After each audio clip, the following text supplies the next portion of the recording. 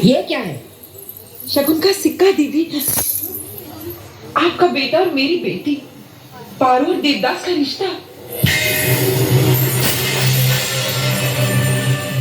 होश में तो हो तुम सुमित्रा?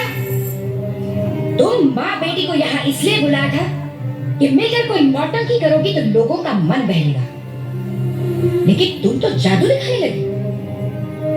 देखा कुमुद, तुम सच कहा करती थी। सुमित्रा काकी हमेशा मौके पर ही आती है और मौके का फायदा उठाने से बहुत अच्छी तरह से आता है। बचपन में इसकी बेटी हमारे बगीचे से अमरूद चुराया करती थी, आज इसकी नजर हमारे बेटे पर पड़ गई। ना दीदी, ये बात सच नहीं है। देवदास और पारो बचपन के साथी हैं, एक दूसरे को चाहते हैं, एक दूसरे के बगैर नहीं रह सकते। आपका परिवार बहुत बड़ा है दीदी, आपकी नजर नहीं पड़ी होगी, पर उन दोनों की तड़प का एहसास है मुझे। इस रिश्ते को मत ठुकराइए दीदी, चाहे उसके बाद आप हमसे कोई रिश्ता ना रखें। अरे जब कुएं का पानी ही खराब हो तो घड़े की जात क्या देखनी सुमित्रा? बस तुम्हारी अदा में रियाज नहीं, लेकिन खून तो वही है, नौटंकी वाला। हम जमींदार हैं, मच्छी खाते हैं लेकिन कांटे को हलक में फंसने नहीं देते कभी। एक तो पड़ोसी का घर, ऊपर से नीच कुल। चलो भूल जाओ कि तुम नीच कुल थी, थोड़ी देर के लिए भूल जाओ कि तुम नीच कुल थी, लेकिन अपनी औकात का तो ख्याल रखती। अपने खोटे सिक्के को यहाँ चलाने की कोशिश मत करना सुमित्रा।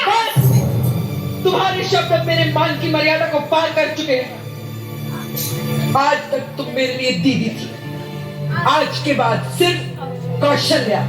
और कौशल्या गाना तो तूने भी उस दिन गाया था जिस दिन मेरी बेटी पैदा हुई थी, याद है ना परिमा? इसने मेरी बेटी को मुझसे छीन कर कहा था कि ये मेरी बेटी है सुमित्रा, और मैंने भी हंसकर हाँ कर दी थी।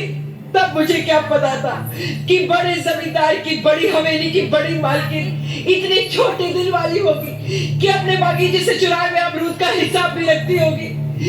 बता, है हिसाब तेरे पास? कितने अमरूद चुराए मेरी बेटी ने? बोल, अमरूद चुराती है। अरे कौशल्या, जितने अमरूद मेरी बेटी ने तेरे बागीचे से चुराए हैं ना, उससे ज्यादा दिवाले तेरे बेटे को मैंने अपने हाथों से खिलाए हैं। अमरूद चुराती है,